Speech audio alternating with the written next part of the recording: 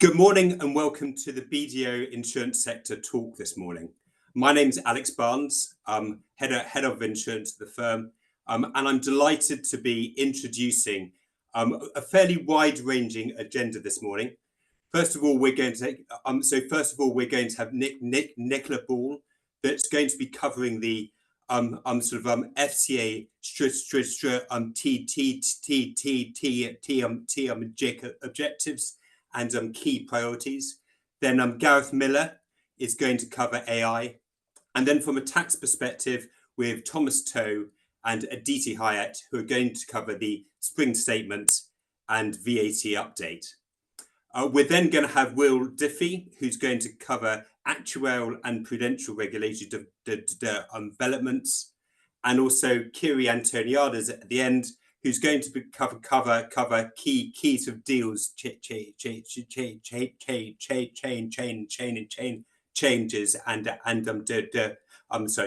key changes and developments. You'll see that all lines are muted. So please do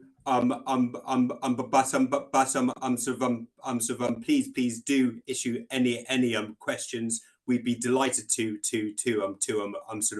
run through those at the end. But in the meantime, let me pass you over to thank you very much.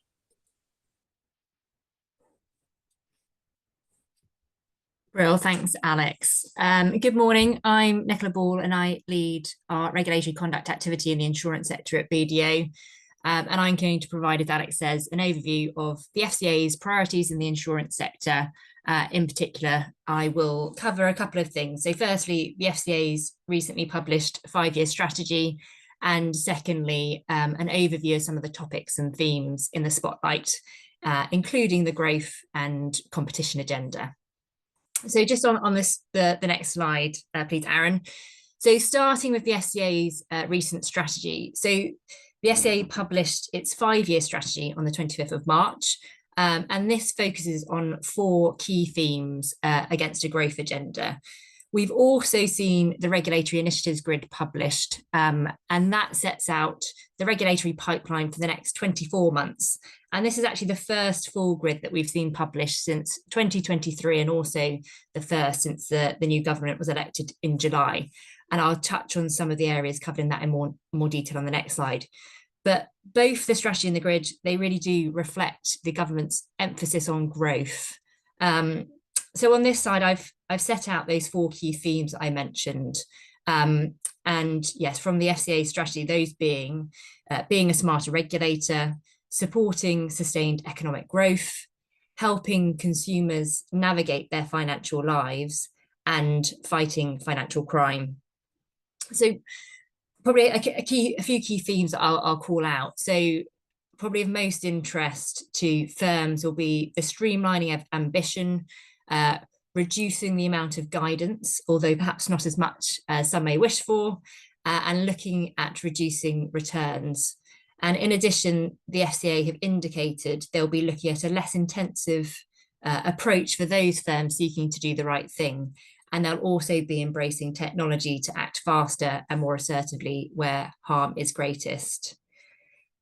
A couple of other sort of interesting observations is that the FCA is determined it's going to measure its achievement through its strategy, and they call out a couple of things that we'll be monitoring. So those including service level metrics, metrics around fintech growth, metrics around the number of firms using authorization and innovation services, and for consumers, they're also looking at an increase in those holding certain products and an increase in consumers with at least £10,000 of investable assets.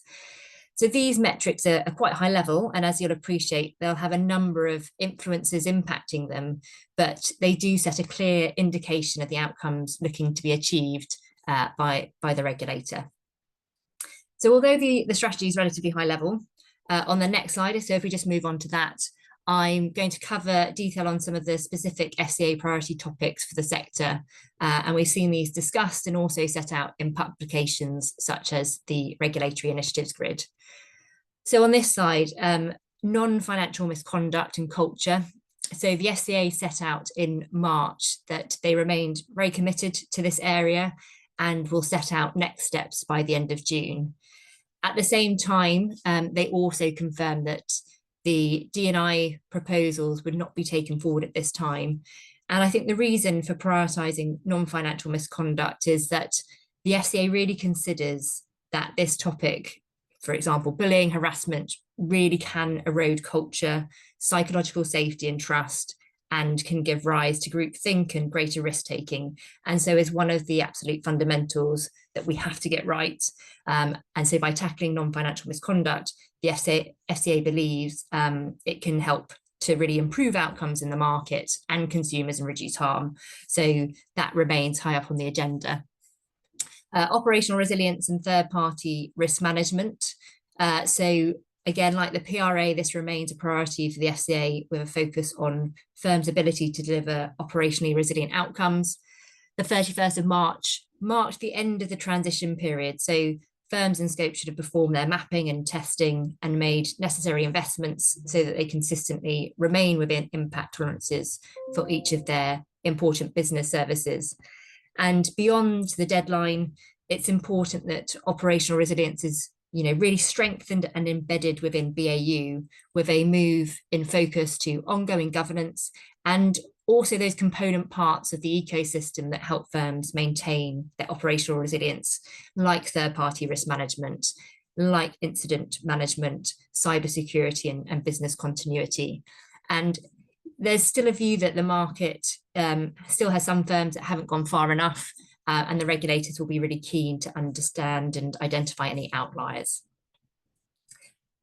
Next one, consumer duty, including the rule review. So I think one of probably particular interest for a number of firms. So the FCA has set out its thinking for the next steps of consumer duty strategy, and this still absolutely remains a flagship regulation. And we've seen recent comms on areas such as vulnerable customers and consumer support. But we have also seen further detail published in March on the FCA's approach to ongoing projects, such as handbook simplification as part of the growth agenda, and as the intention is to remove duplication between consumer duty and handbook rules where this exists. And the publication that came out, it reads as a cautious but nonetheless helpful set of initiatives. And of relevance to this audience, we expect to see more detail and consultation and changes in relation to areas such as clarifying the application of the duty through the distribution chain, reviewing insurance pricing reporting requirements, reviewing all Dear CEO letters and portfolio letters predating the FCA's 22 to 25 strategy and seeking to withdraw them, except where the FCA identify exceptions, allowing firms greater flexibility over how they review product value under the product governance rules, reviewing the international application of the conduct rules, for example, looking at whether firms need to apply UK rules for their overseas customers, and also consulting on proposed changes to the definitions currently used to determine which SME customers need protecting under the rules applying to retail customers. As mentioned, it's worth noting that some of these potential changes may take time to implement, particularly where they need to go through consultation process. So it'd be useful to stay up to date and see how these evolve. Probably calling out product value and governance as well, with the sort of the lens around consumer duty. I think this is an area where, understand the price and value outcome. There might be more to do in this area, and we know it still remains quite challenging. We've also seen the FCA highlight packages of work relating to this area, including market studies on pure protection products and premium finance. So these market studies are going to explore design and distribution arrangements and commissions and fair value for these products. And we expect to see the output from these later this year. And I'm sure the findings will have useful learnings and read across for the industry. That last bullet in this first box is financial crimes. I know I mentioned this from the strategy, so I won't talk in much detail, but this is very much a priority for the FCA, and they're really keen for firms to play their part as a crucial line of defence against the misuse of financial services. And then just moving on to the second box, I'm probably just going to touch on the first bullet, but as a recurring theme, growth and competitiveness is going to remain high on the agenda. This is likely going to be an evolving topic as there is considerable focus from the regulators and from government, but we expect an ongoing focus on 3 core topics around: 1, the burden of complexity; 2, reducing uncertainty; and 3, risk aversion. And in terms of some of the recent comms and announcements we've seen in relation to this, we have seen the Consumer Duty Champion, which has been decommissioned as a role. We've seen the FCA's naming and shaming policies have been dropped for enforcement activity, which I'm sure is welcomed by firms. And we've also seen the FCA open a consultation about how to improve ways of working with the FOS. In terms of those last 2 bullets, I know I've already mentioned the market studies, and also I'm going to hand over to Gareth in a moment to talk about AI, so I won't touch on that on this section. But I guess just before I hand over, I think, there is such a big focus on the growth and competition agenda, and it will be important to track those changes and consultations, given how much we do expect this to sort of continue to evolve over coming months. But I'll hand over to Gareth at this point. Hi, thank you, Nicola. Right, Erin, if we could just pop on to the next slide, please.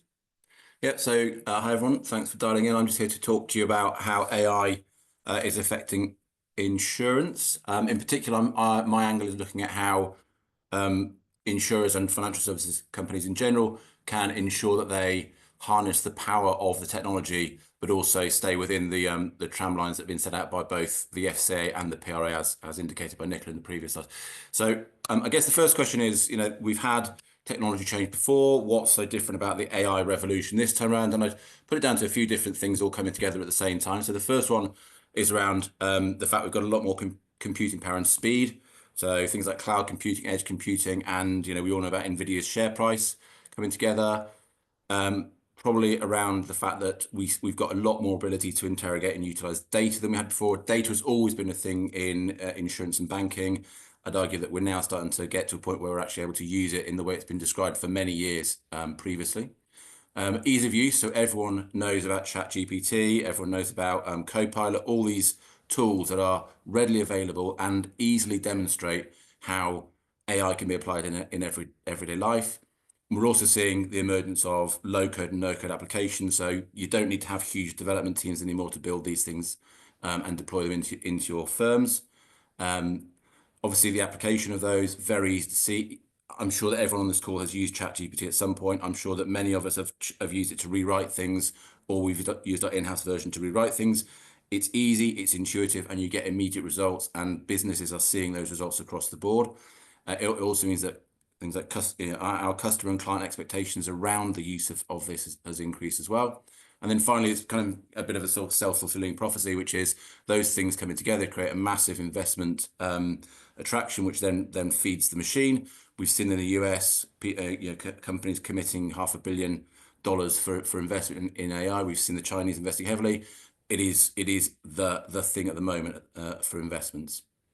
And finally, an important point to reflect Nicola's points there is, in the UK in particular, there is an obvious regulatory and governmental support for responsible AI. I'm going to use the word responsible with particular emphasis, and I'll talk about that in a minute.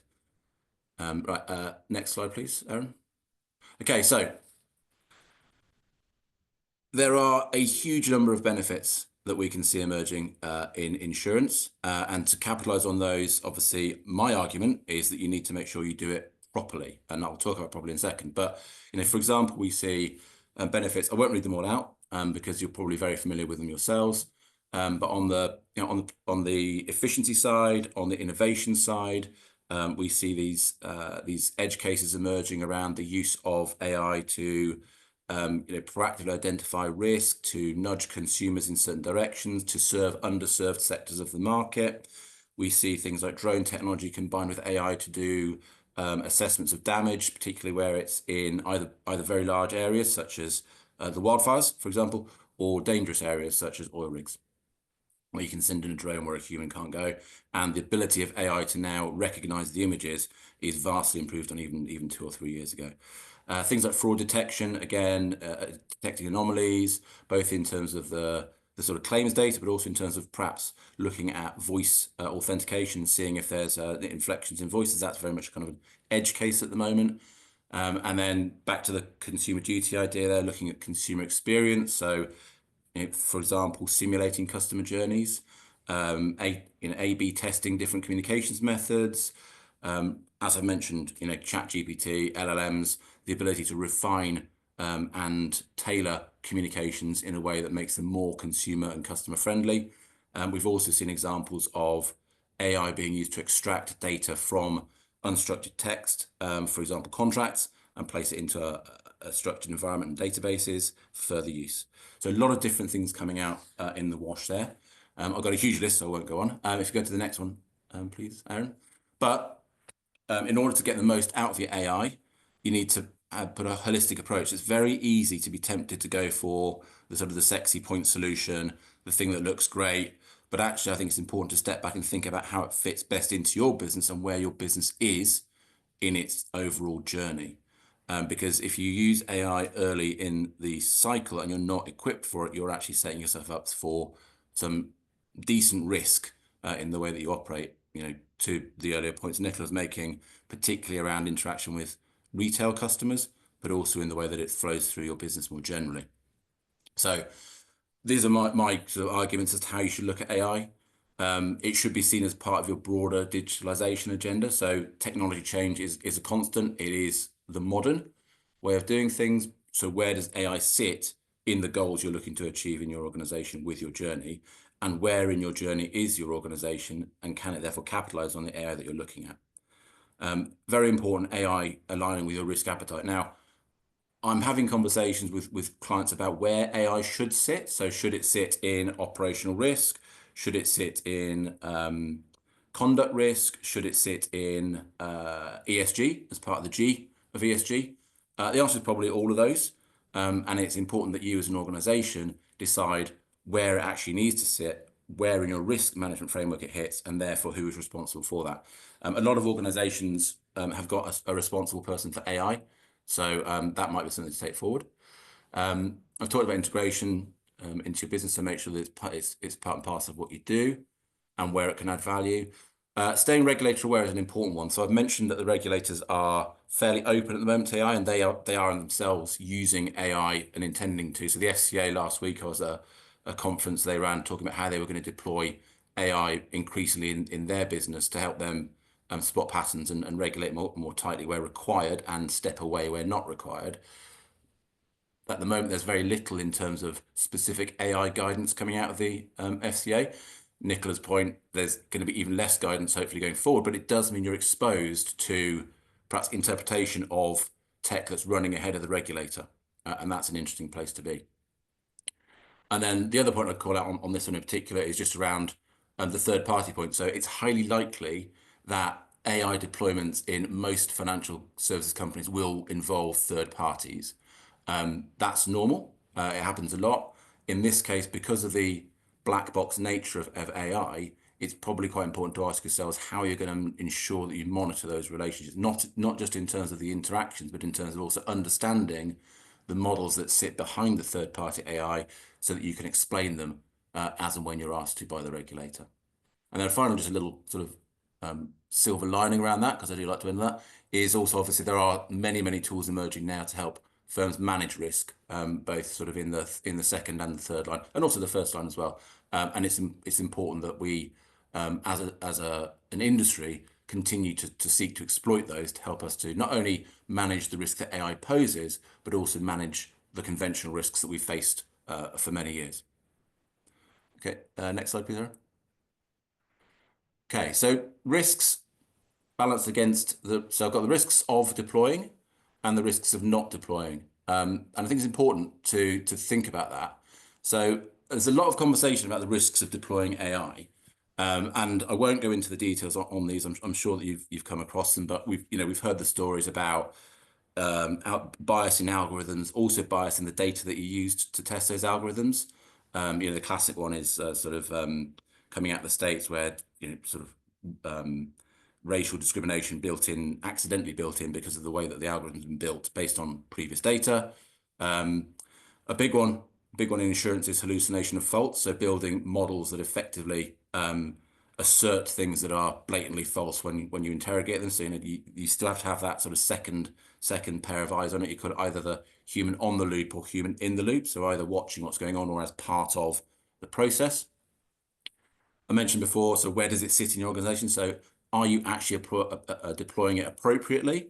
That is both in terms of the initial deployment, but also there can be a risk of scope creep where something that works really well in one part of the business is deployed in another part of the business without really thinking through the consequences. And likewise, something's deployed in part of the business, that part of the business moves on and the AI doesn't move on with it. So again, just kind of working your way through those. I've mentioned explainability in terms of third parties, but again, how do you explain to the regulator, for example, or to your board, how you develop this model and why it is achieving the goals that you wanted to? There are significant privacy and data elements, particularly for those of you who do business in Europe, because the EU AI Act is, unlike the UK, very prescriptive around these things. And then finally, ethical considerations, which I'm sure we've all heard about, but again, EU AI Act very clear on this. It's actually quite a good sort of judge of the spectrum, from manipulative algorithms all the way through to things like considering whether or not you should be using AI for job displacement or job enhancement. But on the flip side, everyone's doing AI, so I'm not going to call it fear of missing out, but there are considerations to be had to not embracing AI quickly enough and holding back from the marketplace. So the obvious one is a competitive disadvantage. Those who move first may be successful, but obviously we've heard about second mover as well. You will be benchmarked against those who have succeeded. So if we look at the challenger banks in the last decade, the benchmark that Barclays, Lloyds, HSBC were held against was not Barclays, Lloyds, and HSBC. It was Monzo and Starling. It was Revolut, and that made them move because they were falling behind in the development of their business. Again, you've got the data. If you can't use data, particularly insurance, if you've got the data and you can't use it, somebody else will use their data better, and they will be able to create more sophisticated models and react to the market. You expose yourself to risks, as I mentioned. You probably have if you don't use AI to help you monitor your risks, you're probably under a larger compliance burden than you perhaps could be. Because again, a lot of the crunching and the processing can be done by AI, whereas today we'll still find it's done by teams of people going through spreadsheets. And then finally, just an observation is around, it's likely that you'll innovate slower because again, AI deployed correctly can turbocharge your product development process, your customer experience design, your model development. And if you're not in that game, then you're probably going to fall behind somewhere. Okay. I think that's me. So thank you for that. I will hand over to Thomas and Aditi. Hi, thanks, Gareth. Good morning, everyone. I'm Thomas Toe. I'm head of insurance tax at BDO. Today, we'll talk a bit about the spring budget, and then we'll cover a few of the recent VAT cases. Next slide, please. Thank you. So in the spring statement, continue this theme of trying to desperately balance the books of the UK. Not a huge amount, really, to report for businesses. I mean, obviously, the big item coming out of it was the cuts to welfare. But there was some good news for house builders and also defence spending, obviously because of the tensions around the world, so a lot of defence spending. And for housing, particularly for insurance groups that are involved in the housing industry, then that's obviously good news because that should generate more income for those sort of insurers. But I'd also say that if you are involved in this, then given HMRC's recent focus on the construction industry scheme, please do be aware of that and just watch over your activities when it comes to anything to do with house building or even repairing and putting in boilers, for example. So do watch out for that. The only other thing I would say is the government, they are still looking at ways of increasing the crackdowns on tax evasion to increase the tax take, as I said, to balance the books.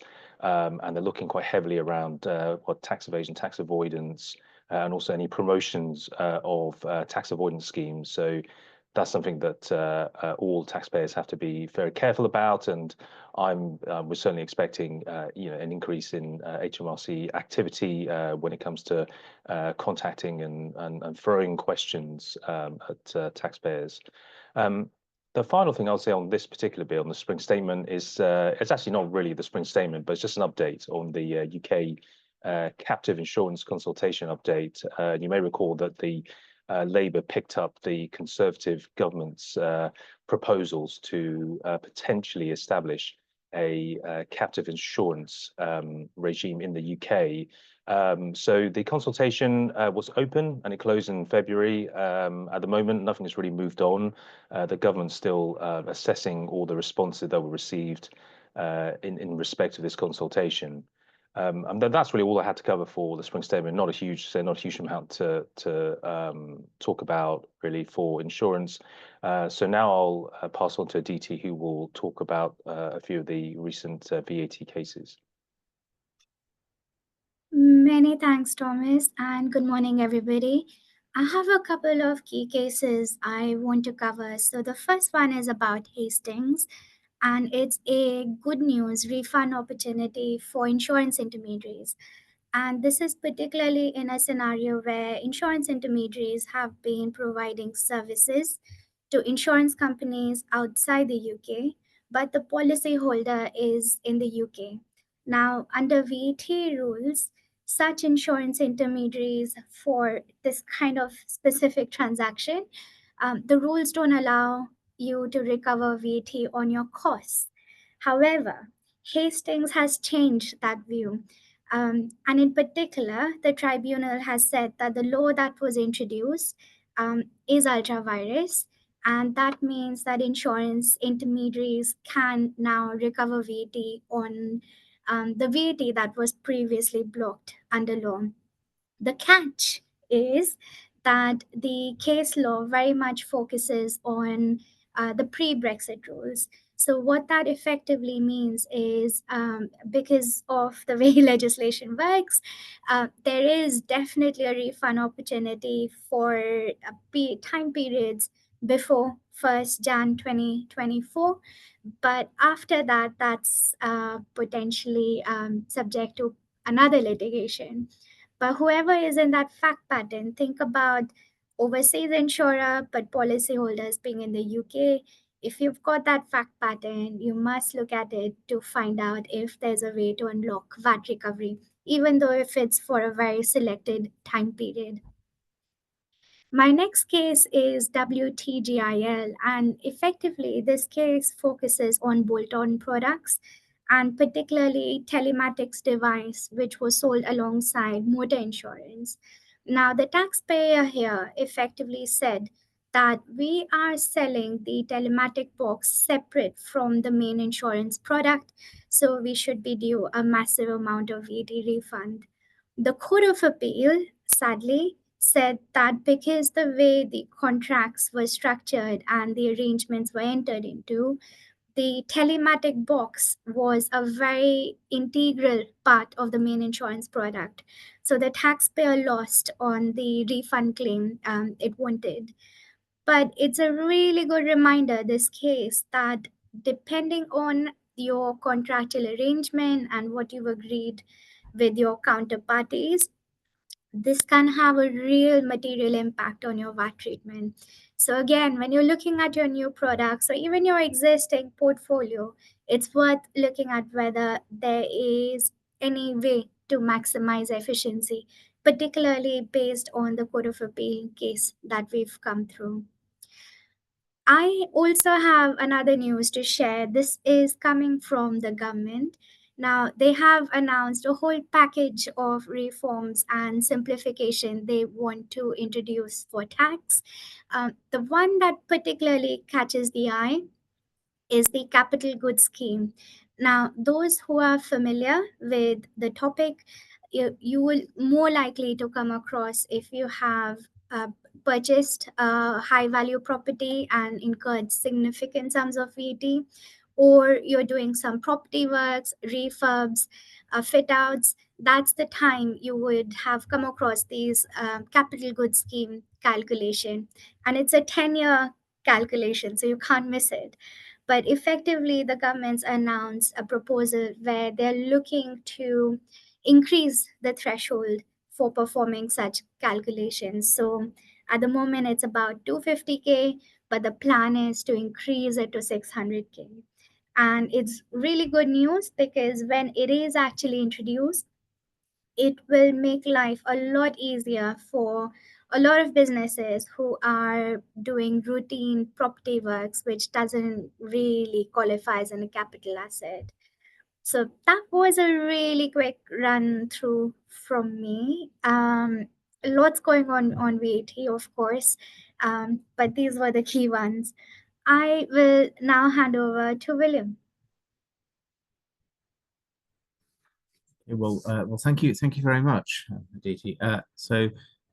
I joined BDO recently as an actuarial director, having worked in industry as a chief actuary and as chief risk officer.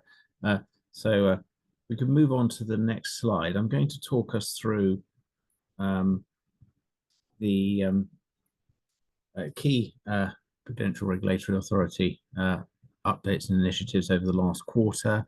I'm going to talk us through what we've seen from FS Actuarial, our perspective, and then also touch on some Lloyd's of London developments as well, with a focus on the prudential regulatory space, so rather than the conduct space. So thank you very much. And I'd like to sort of pick up on some of the themes that Nicola raised, which is essentially that the FCA certainly been looking at streamlining regulation, and so has the PRA. So they have a focus on accelerating innovation and investment, and they've launched a consultation around that, and they've also highlighted Solvency UK. So very much putting the innovation and investment objective at the front of their communications. In fact, they wrote a Dear Prime Minister letter on the 15th of January this year, where they highlight the strong support for the government's focus on delivering a higher rate of sustainable growth in the UK. With that in mind, and just putting some context sort of further around that, they've looked to reform the matching adjustment, which is sort of very much a life actuarial piece, and to sort of reduce the restrictions around the assets can be used in the matching adjustment, and to broaden the pool of assets, and also particularly to mean that those can be adopted without prior regulatory approval, although regulatory scrutiny is still required as part of the annual reviews with the regulator. They're also sort of focusing on the growth of the bulk purchase annuity and funded reinsurance markets, and they are cautioning there that they expect the right risk management practices to be embedded. We do have a life actuarial team at BDO, and I encourage you to reach out to my colleague Graham Cornish if you have questions in that space. There's very much a successful life insurance stress testing program in previous years, but on the general insurance side, there'll be a focus on the dynamic general insurance stress testing program from 2026 onwards. And then in their business plan this year, they're highlighting, which was published in April 25, they've highlighted the focus on the underwriting cycle and the different positions that companies have within the underwriting cycle, and they're pairing with Lloyd's of London in terms of analysing the impact of the insurance cycle. Also encouraging insurance special purpose vehicles, and that is also seen as supporting the growth objective. So if we move on, so I've been talking through the business plan presented by the PRA this month, but if we move on to the insurance supervision priorities, which were articulated in January this year and are very much consistent with those business plan objectives. They talk about the focus on geopolitical risk, which is clearly an area of interest in the insurance industry. with the global tariffs, for example, now. But then also at the time, the recent natural catastrophe events, those natural catastrophe events have continued with the recent Turkey earthquake, for example, and highlighting the importance of insurance companies understanding the cyber risk landscape and cyber insurers needing to have the right risk management practices and understanding of their the business that they're underwriting. That's an area of public interest at the moment, given the recent retailer related cyber events. Without getting into a lot of technical detail, they do raise the importance of continuing to challenge the assumptions in companies' internal models. So many insurance companies do have regulatory approved insurance capital models, as do Lloyd's syndicates.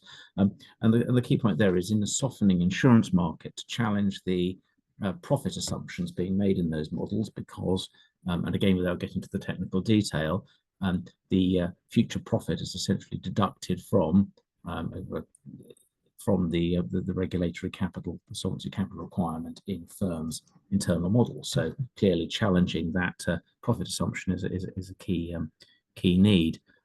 That's balanced by a desire under Solvency UK to streamline the internal model approval process. I'm certainly aware of some companies going through looking at internal model approval with streamlining in mind. So the guardrails, for example, introduced last year. And then finally, solvent exit planning comes a requirement from June 2026. The supervisory requirements also talk about climate risk and the need to embed the PRA's expectations around climate risk management and also liquidity resilience. So I've cleared the first block here. So I'll move on to the left-hand side. So what we've seen within the FS Actuarial team going through our work this year certainly has been at the scale of technological change with our clients, looking at things like reserving platforms, simplification of reserving processes, and the data transformations, and some companies starting to experiment with AI in their work, but it's very much at the experimental stage at the moment, given the board and regulatory needs around this space. The challenge of the softer market is interesting, given the impact of softer underwriting conditions on the reserving cycle, on the reserving process and the adequacy of reserving, and the theme which the Lloyd's of London pick up in their Dear Chief Actuary letter is the impact on the development profiles of claim reserves, which I'll come into in a bit more detail later. So we've also seen regulatory change start to bed down. So that's with Solvency UK having been adopted by many of our clients, audited entities. We do find that the demand for actuarial resource is still very strong in order to support the actuarial function, and general insurance stress testing has been an area where we've been helping our clients through their geopolitical stress testing, for example. So taking a slight pause there, I'll return to the theme of model validation, capital model validation. What we have found is that there's a demand in the industry for support looking at the governance around companies' internal model validation frameworks, not the validation itself of the capital model, but actually the governance around it. Now that may be a precursor to future streamlining of capital models, and given the emphasis of the PRA on introducing guardrails for metrics around internal models. Now, needless to say, we have a extensive general insurance actuarial team at BDO. There are about 25 of us. So please do feel free to reach out to me or to any of my colleagues should you wish to discuss any of these factors in more detail. In our final bullet on this, the market trends piece, we have seen in any discussions where we've met with the PRA or met PRA people, the emphasis on moving to sort of principles-based regulation. So those of us of a certain generation, that may well be a bit of a back to the future, because principles-based regulation was very much a focus in the noughties and the 2010s, early 2010s, and certainly seem to be moving back to a focus on principle-based regulation. Now the UK has left the European Union. So I'll move finally on to Lloyd's of London, because this does actually tie with some of the PRA initiatives. In November 24, they issued a Dear Chief Actuary letter, which I think runs to 20+ pages, but focuses on topics like economic risk and financial risk classes as a area of uncertainty. Looks at adverse development around financial lines and general liability lines, the uncertainty there, particularly noting that claim development for those classes is an area where they've seen adverse claim experience, particularly from the older underwriting years. So that is an area they certainly do look at. They emphasise the use of watch lists for claims watch lists for looking at reserving, and the importance of that going through into the softer market. And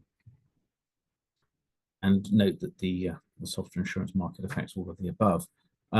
They have also issued in April this year a capital model validation update, which does have a couple of changes in it. It notes, goes into more detail on the need for companies to validate syndicates to validate their climate risk modelling, and split between physical climate risk, climate litigation, and transition risk, and actually carry out separate validation exercises for each of those.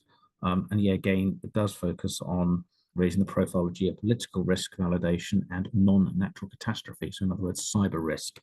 So I think I've had one slide, but I have talked for about 10 minutes on the topic of actuarial and prudential regulatory items, and this fits alongside the other updates. I think at that point I need to hand over to Kyri, who is going to take us through the world of M&A. So thank you very much. Thanks, William. Morning, everyone. I'm Kyri Antoniades, Director in our Transaction Services team, specialising in financial due diligence, and that's both on the buy and sell side, and working predominantly with insurance intermediaries. So I'll give you a brief update on M&A activity and valuations. So in both the UK and Europe, the volume of insurance transactions has continued to increase over the past few years, and that's despite challenging market conditions and a dwindling pool of targets in the UK. As you can see, or hopefully see, it's a bit small, but hopefully see on the right-hand side graphic, there were 694 European insurance transactions announced in 2024, and that's both on the intermediaries and the carrier side. Probably caveating that there may be more smaller deals which weren't announced, so won't be reflected in this data. The UK still remains the hotspot for deal activity. There were 284 transactions in the UK and Ireland, and that's a 22% increase on the prior year. So 2/3 of these deals involve private equity, and this remains the key driver of deal activity and consolidation. And approximately 90% of M&A activity by volume is in the intermediaries and service provider space. Obviously, the remaining 10% on the carrier side. So despite the strength of the UK market, it has reached maturity following numerous years of consolidation, and UK consolidators are turning their attentions to mainland Europe and beyond, where markets remain more fragmented. And there's both domestic consolidation platforms in Europe and international newcomers pursuing buy and build strategies there. So this has driven a 20% increase in the growth in the volume of European transactions last year, which was up to 410. And you can probably see from the right-hand graphic that the majority of these were in Spain, which is probably still the most fragmented market in Europe, alongside Italy, but that's a bit smaller. Can we have the next slide, please? So looking at the key trends that we're seeing, whilst the scale of broker consolidation has continued, we've seen deal sizes declining. So many of the independent mid-market size brokers have already been acquired, and we're now seeing a focus on the smaller end of the market.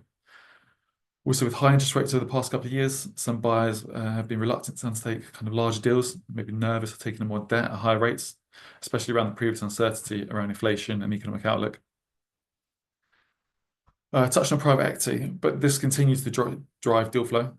over 50% of the top 50 UK brokers are PE owned, and 2/3 of UK and EU deals involve private equity, as the PE firms look to grow and benefit from arbitrage. So that's taking advantage of the gap in the valuation multiples between the target companies and their own platforms trading multiples. There's still plenty of PE dry powder waiting to be deployed, and it will continue to drive deal flow and consolidation, both in Europe and the UK. So another trend that we're seeing is greater diversification from the consolidators who have existing established capabilities in particular submarkets. So that's diversification of specialties, so whether they're expanding commercial or personal lines for new niches or specialisms or crossing over. And that also includes skills and product gaps. There's diversification of capabilities, so acquiring MGAs, wholesale retail crossover, acquiring Lloyd's market brokers. And then, as I touched on, there's diversification geographically, so seeing greater cross-border domestic continental Europe investments.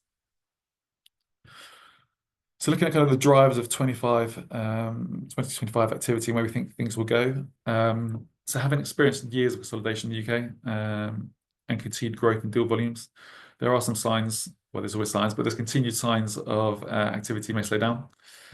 So last year's autumn budget and the rumored change in the capital gains tax that accelerated the timing for some deals into 2024, and we've seen a slowdown in activity in Q1 25 as a result.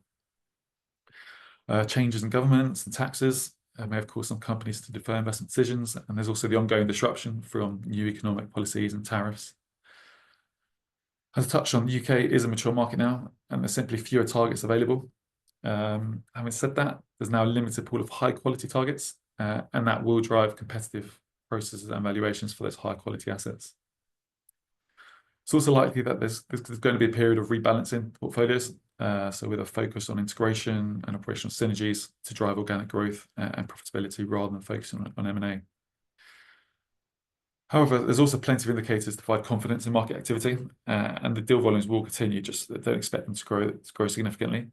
So there's reducing interest rates, inflation, to provide more forward financing. There's still plenty of PE capital to be deployed. The regulated burden on smaller brokers and an aging demographic of owners means many will look to exit as they reach retirement age. The highly fragmented market in Europe will continue to drive deal activity there, with the consolidation we've seen in the UK now spread into Europe. And that's been driven by regional European consolidators and kind of established international platforms. But we're also seeing a lot of the UK consolidators now focusing their efforts on Europe. Another driver of deal activity will be the continued setup of new MGAs and brokers, disposals of non-core business units, and management buyouts backed by PE, although these are probably, the latter, probably becoming increasingly rare. There's also the expectation that consolidators will acquire smaller, perhaps less attractive assets now. And of course, there's also going to be the consolidation of consolidators that we've seen over the past couple of years, and that's expected to continue. So finally, touching on valuations. So there was a slight jump in valuations during the pandemic, and I know multiples have held strong in the past couple of years. I think it's probably unlikely that valuations will continue to grow in the UK, and that's partly down to economic outlook, a reduction in deal sizes, with larger deals typically attracting higher multiples.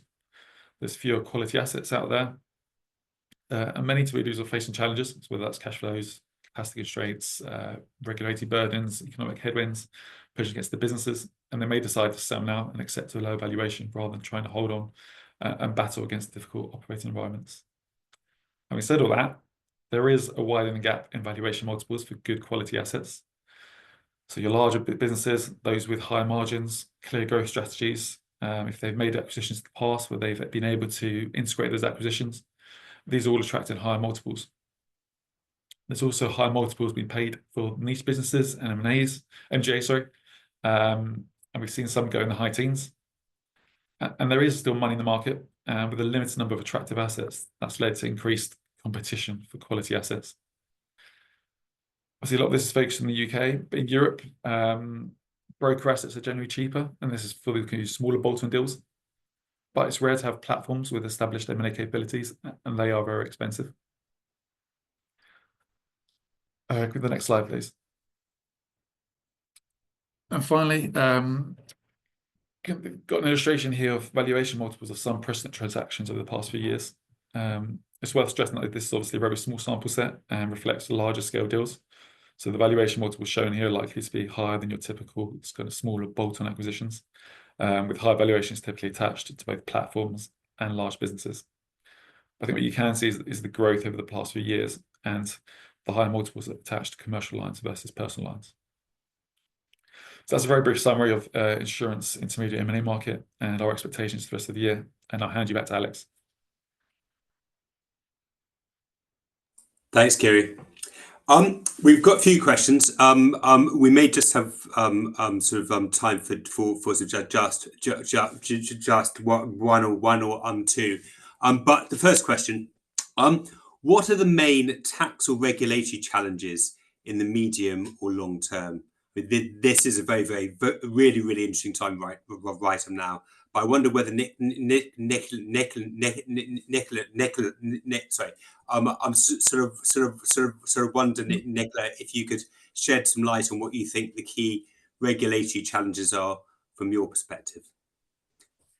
Yeah, thanks, Alex.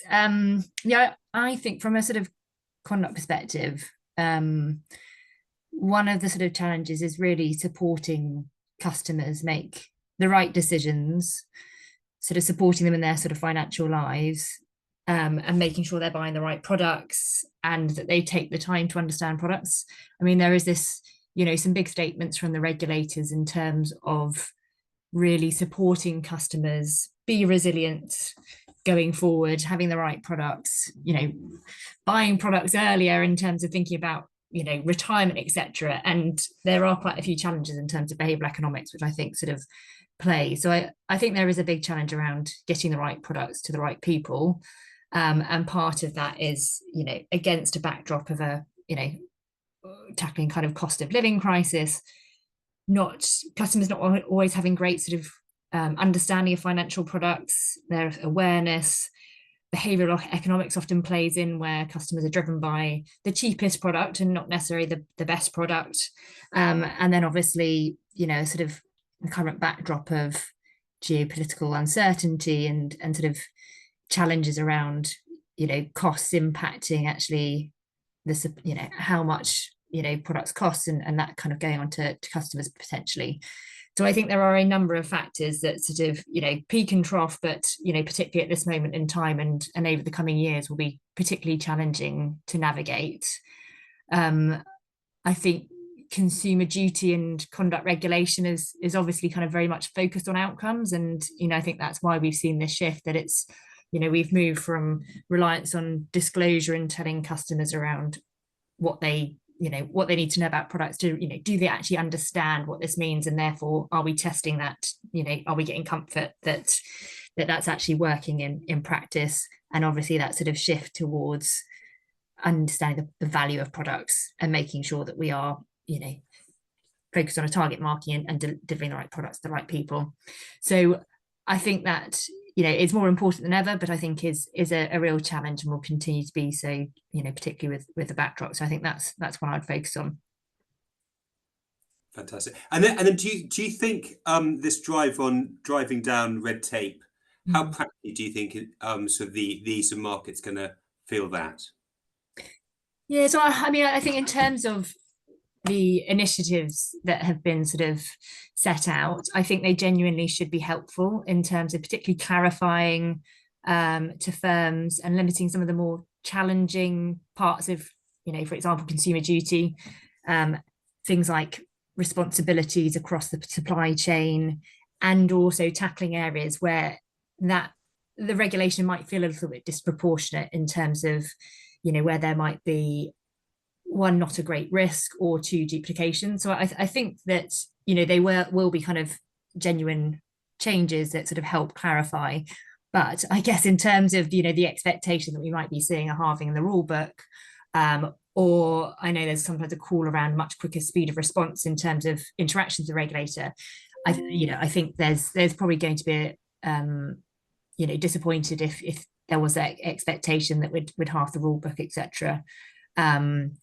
But, even with that, I think it's trying to make sure that the pace of change and what those changes are, all change, whether it's reducing or increasing, takes time to implement. So I think I think they will be helpful. I think there will be some sort of tangible things that firms feel, but it's probably starting with some of the sort of quick wins rather than kind of full scale. Fantastic. Thomas, on the tax side, what do you see the medium to longer term tax challenges? Yeah, I mean, as we've seen, as I said earlier, I mean, the UK, like many other countries and governments around the world, are desperately trying to balance the books. You know, desperately trying to increase their tax revenues so they can cover the spending, because we all know that the sort of public borrowing is very expensive these days. Servicing that interest is phenomenal. But at the same time, you know, they want to drive growth, so they want to have in policies that drive growth. So it's trying to get that balance right is actually really important, but very difficult, as we've seen from Rachel Reeves over the past year or so. So one of the things actually I'm half expecting possibly bad news for the insurance industry is an increase in the insurance premium tax rate. That might go up because that's not one of the taxes that the Labour government has said they wouldn't put up. As we've seen, you know, the employers' national insurance contributions have gone up for about a month now, and I'm sure that's, you know, all the businesses on this call right now have seen the impact of that. So, so they're desperately trying to look at that, and also, you know, the march towards digitalization, so technology. You know, yes, making tax digital for corporation tax has been pushed back until who knows when, but that will come in.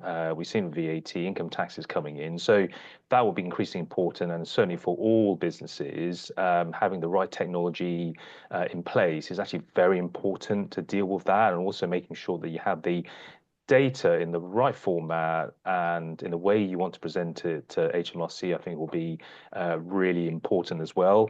And the final thing I would say is that there are a lot of tax consultations going on at the moment. So again, you know, for taxpayers, having to deal with all these changes and the speed of these changes is also very important. You know, one to really pick up is the consultation around e-invoicing.